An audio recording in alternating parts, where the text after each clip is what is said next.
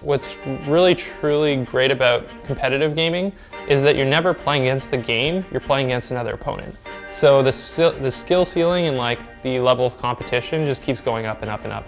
It's actually really funny when people ask me the question of like, can you tell me about the growth and like how it changed before your eyes? And I can't really see it. It's like when you have your best friend and you're with them every day, you don't really notice those gradual changes. They just build up over time. And you know, I think back, I'm like, there was a time where we were playing in a stadium with like 100 people and that was the biggest thing ever. And now we're playing in Madison Square Garden. That like, I have to actually think about that happening. It's just been so gradual. Like we've been going at this for the past 7 years now.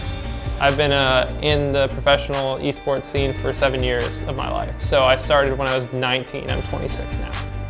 Originally born in London, Ontario, Canada, my name is Georgallidis, and I'm also known as HotshotGG. Hotshot stole it, Hotshot's got in there and he stole Baron. And Hotshot is there, he lands it, it could just be first blood, it's gonna be first blood.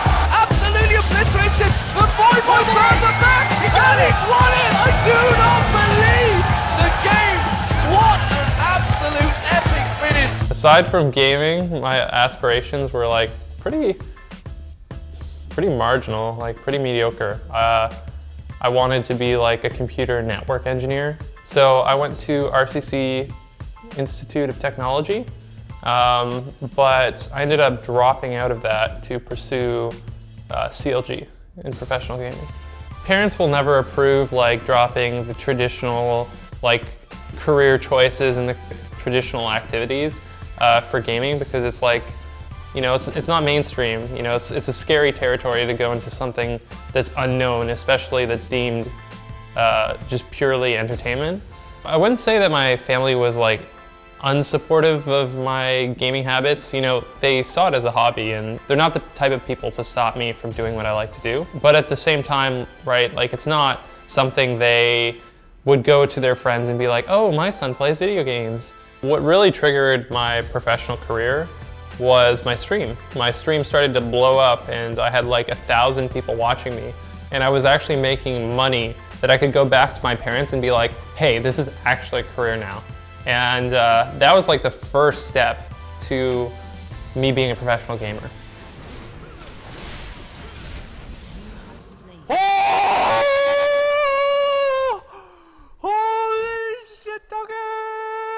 So being one of the bigger personalities when League was starting, it was definitely a blessing and a curse in some ways. I wasn't exposed and ready for like thousands of people to be like, you suck, I'm better than you.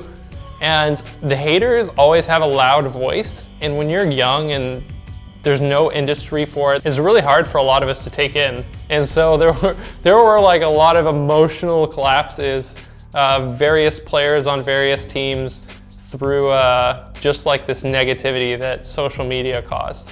If you look at like professional athletes, if someone shit talks them on Twitter or like Facebook, they're not even gonna read it. But like all those mediums like I was into, right? Like I loved reading Twitter, I loved reading Facebook, I loved reading Reddit. And so you're like you're kind of going into your like safe space where you like to read up on the news or be a part of the community. And then it's just like, this guy sucks. And you're just like, oh God, how do I deal with this? My safe space is now triggering me, so. You're so toxic. You're coming into my stream and calling me toxic. Go bring your toxic stream chat elsewhere. So the vibe at the very start, preseason, it was like more fun, but everyone was trying to like explore and understand the game. And because of my like MOBA background and just like my competitive drive, I was ways ahead of everybody else. And that's where my stream really started to blow up, is that I was like 10 times better than everyone else and I had like extremely high win rate. People just liked watching me play. So my first favorite champion was Nidalee. And the reason I liked Nidalee was because no one really played her. Everybody thought she sucked. And the way I approach games is I usually play the least played characters and like the least played styles. So I like taking the path that's least traveled. What made Nidalee really unique and fun and put me like above the rest was her ability to play really dynamically. She could be built AP, she could be built tank, she could be built AD. Like, you had so many different play styles that you could do. These days, like, Riot ruined her completely and you can only play her one way. But back then it was great. Yeah. And I hate the direction Nidalee's going. I haven't played my favorite champion in years, mainly because Riot butchered her. These days, it's just, you know, you spear and then you press W and you build AP. That's the style. And you can only play her in the jungle too. It sucks. So going into this game, do you think the bans and the picks could have been a little bit better? We should have definitely banned the Hotshot Nidalee GG. He's basically kicked my brother in the ass. So back then the teams were about like who you kind of clicked with, along with like how good they were. I met a lot of the guys through just playing with them individually, and we ended up forming a team, and that's like where it all started.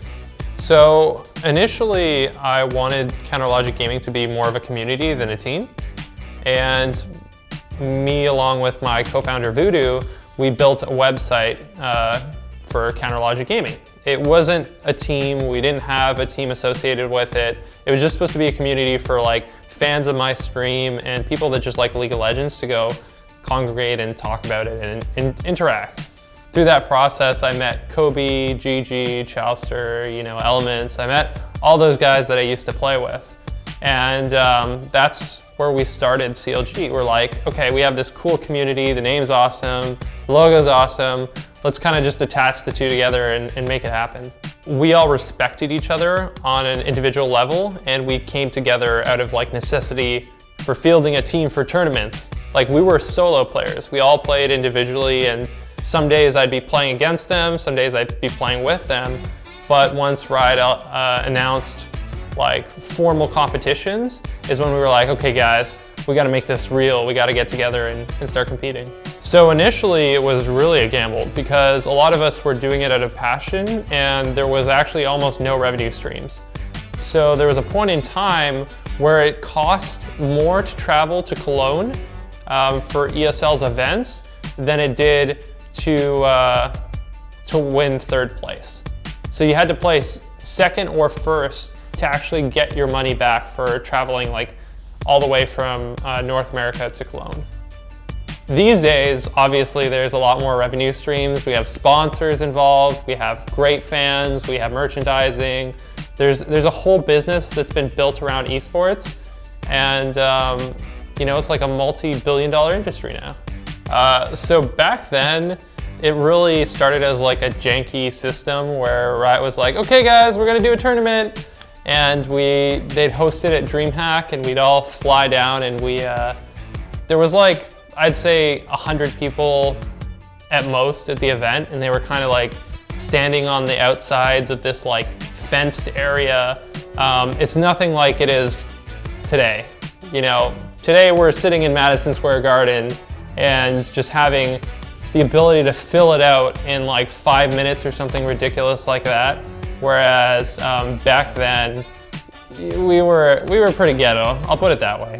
Pick one of those mages like Scion or Swain. It's going to be Elements. It's kind of cool to see how that plays out. Let me turn down the sound real quick. It's a little bit loud. We had all been playing League of Legends as a hobby, so for it to turn into a job and like a professional career, we had to take it to the next level. And that transition was really, really hard at first, right? And that's when gaming houses started to be incorporated into our lives, because we found it easier to get together and discuss in person and be around at the same time. Some days GG would come to my room and get me out of my bed, and some days I'd get Chowster out of his bed, and we all kind of like pulled each other up to really focus on our objective. And that's where gaming houses were really important, and having like a facility or an area to really train in. You could hold each other accountable. Whereas like when you're online, it's a little bit harder to hold each other accountable. Like you can't just go drag someone from their bed and tell them to get online.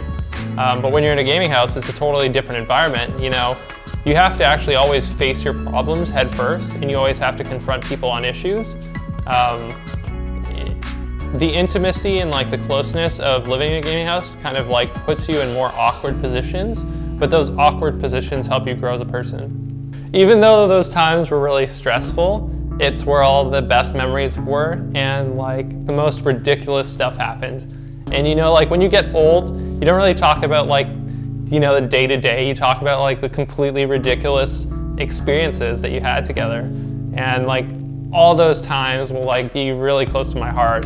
You know, the fights, the difficulties, the triumphs, it was all together. And what are your thoughts? We just really got caught out of position. We gambled with a split push, and it didn't really pay off because HotShot got caught. He was too far up, so that pretty much set into the game for us. So. Was there anything you wish you may have done differently? HotShot just pretty much overextended. That was all it was. But at the end of the day, we weren't the best communicators, let's put it that way. If someone did something bad, it'd just be like, you suck, do it better. Or like, no complaining, just take my criticism. And as we progressed and we got more mature, we realized there's other forms of communication. So, you know, we went from everything I say is right to like, hey, what about this perspective? Let's try this differently. And the communication started to evolve, and the level of trust and like respect we had for each other really changed too. I'll give you probably the craziest one. So we had a bad game at OGN in Korea, and we were all living in a gaming house together down in Korea. And I believe Chalster and Saint got into an argument at 1 a.m. And Doublelift had gone to bed maybe like 30 minutes after the argument started. And he woke up at like 8 in the morning and they were still arguing.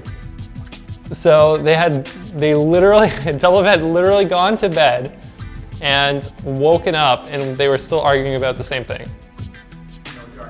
No, I don't remember. I remember that Loco Doco was randomly there. I don't even remember why, but he was like kind of helping us at the time. And I was there for like 3 hours and I was just like, I can't do this. I remember Chalster being all like red and flushed and just not, oh God, it was the best. Had we had like a support structure like people do these days to tell us, hey, maybe you shouldn't fight all the time, you should be more productive and guide us through, I think we could have really gone far. The issue was like, we didn't adopt that fast enough and it kind of led to a few roster changes, if you will. Initially, when roster decisions happened, back when it was just us 5 teammates, no management, we all got together and we voted. And if the vote passed, the majority won, then we'd do the decision. It was never like me going, we're gonna pick up this guy and that's how it's gonna be. It was more of like a unanimous vote. But as we started to get more infrastructure in place and we had coaches, you have to give the coach authority over the players. Like the players have an incredible say in the matter and they influence the coach heavily, but you kind of need that third party that's unbiased to dictate the flow of the team. I met our now coach, Tony, when he was, I believe, 19. He made a Google document for me and like criticized me on all the points and showed me like a path to improvement. And I was like, wow, guys, this is amazing. Like, look at this guy. He created this like formula for success. And they were like, nah, we don't need some platinum or like mid-level player to tell us what we can improve on. We know what we need to improve on. So that was kind of like the mentality back then, is like no one really had respect for like other people outside of themselves. That's just how like immature and short-sighted we were. And as time progressed, I think by my eagerness to incorporate a lot of those people, we found a lot of success through that. So CLG was like first to do a lot of things. We were like the first to go to Korea. We were the first to get an analyst. We were the first to get someone with a professional sports background to help coach the team. We were the first to get a player development coach. We were the first to get like a sports psychologist. We were the first on a lot of different angles.